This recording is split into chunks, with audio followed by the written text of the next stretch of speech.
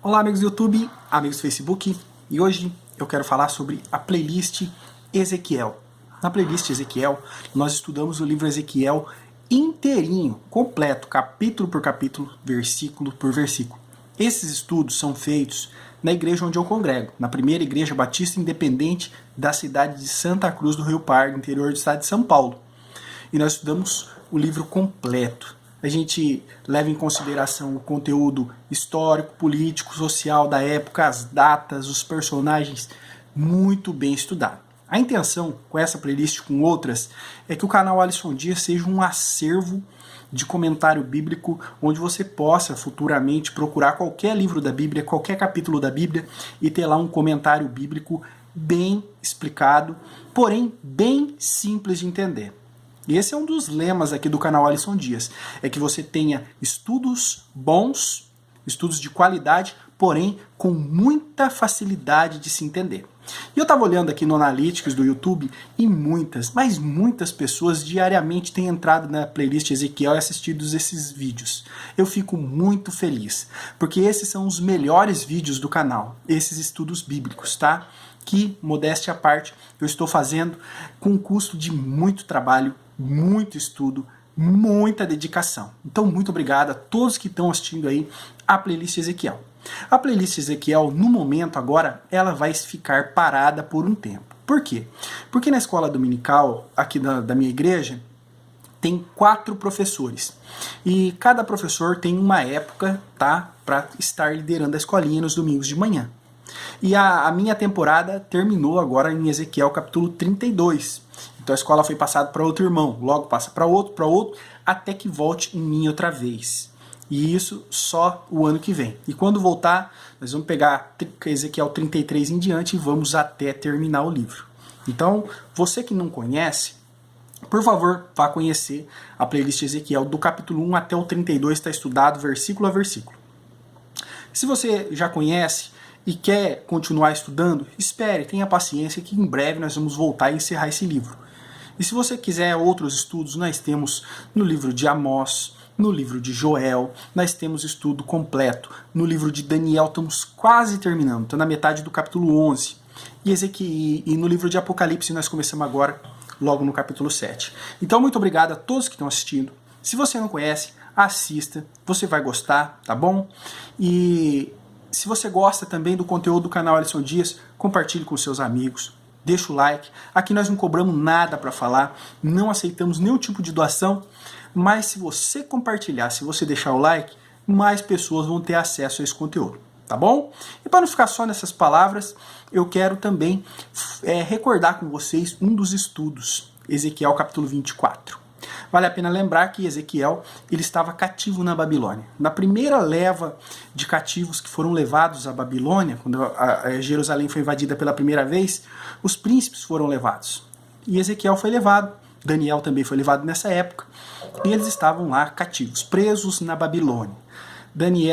Ezequiel estava junto ao rio Quebar, na cidade chamada Tel Abib. E Deus levantou Ezequiel com um propósito muito nobre.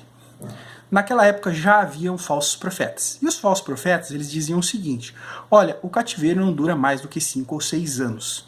Era mentira, porque Deus já havia falado, através do profeta Jeremias, que o cativeiro na Babilônia duraria 70 anos. E Ezequiel veio para trazer essa mensagem. Veio para combater os falsos profetas, dizendo que não, vocês vão ficar 70 anos cativos. E veio trazer uma mensagem ainda mais dura. A cidade que vocês tanto amam, cidade de Jerusalém, ela será queimada a fogo. E o templo, né, que vocês se gabam tanto de ter esse templo, ele será derrubado, destruído, não ficará pedra sobre pedra. Mas Ezequiel não foi um profeta bem aceito. Sua mensagem não foi bem recebida pelo povo. Eles preferiam a mensagem dos falsos profetas. Porém, Ezequiel era um profeta de Deus e trazia uma mensagem verdadeira. E no capítulo 24, quando nós estudamos, nós vimos o que aconteceu com Ezequiel, e a lição desse capítulo aí, dessa passagem, é tão linda e tão válida para os nossos dias que eu quero recordar com vocês. Ezequiel, no capítulo 24, Deus diz para ele que o que ele mais amava, aquilo que fazia bem aos olhos dele, seria tirado.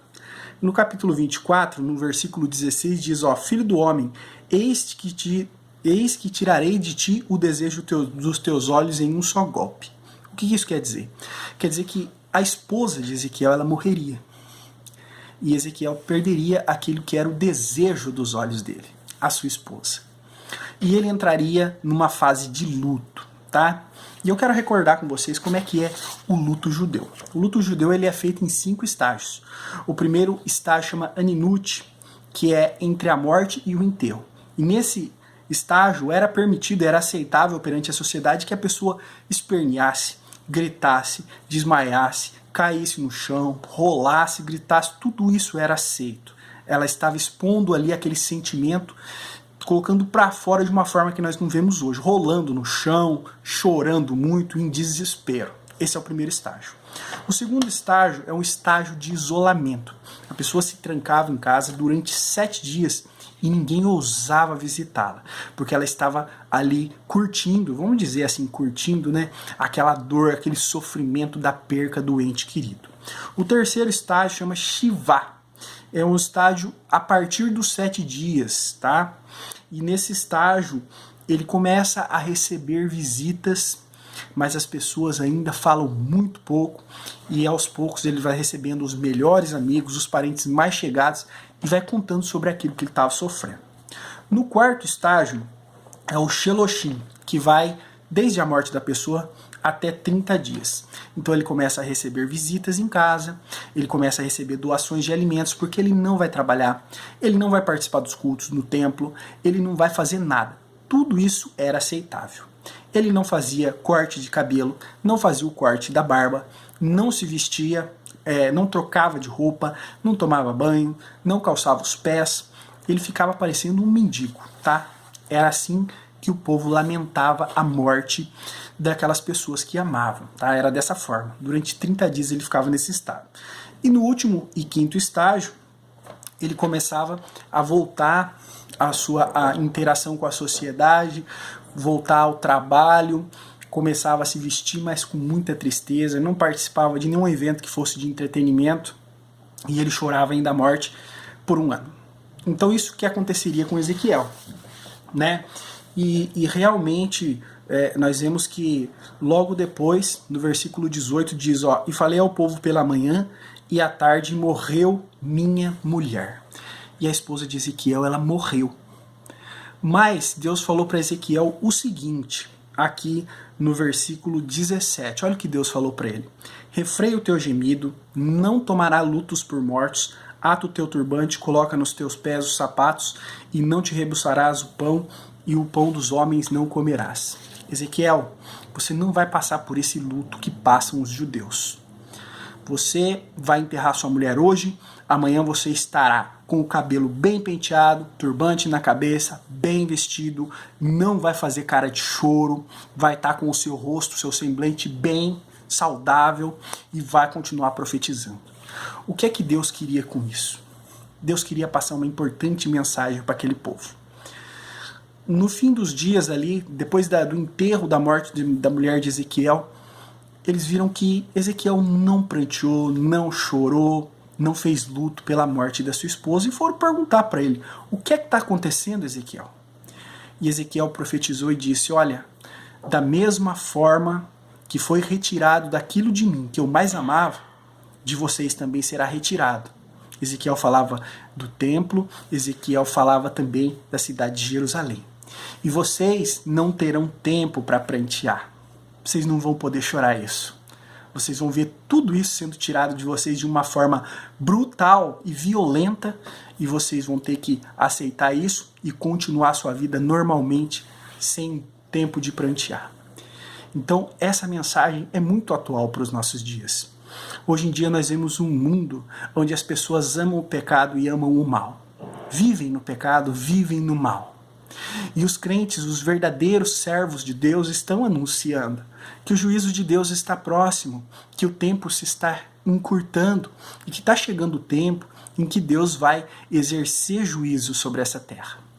Aqueles que amam as coisas dessa terra, as coisas dessa vida, eles vão ver tudo passar num estalo.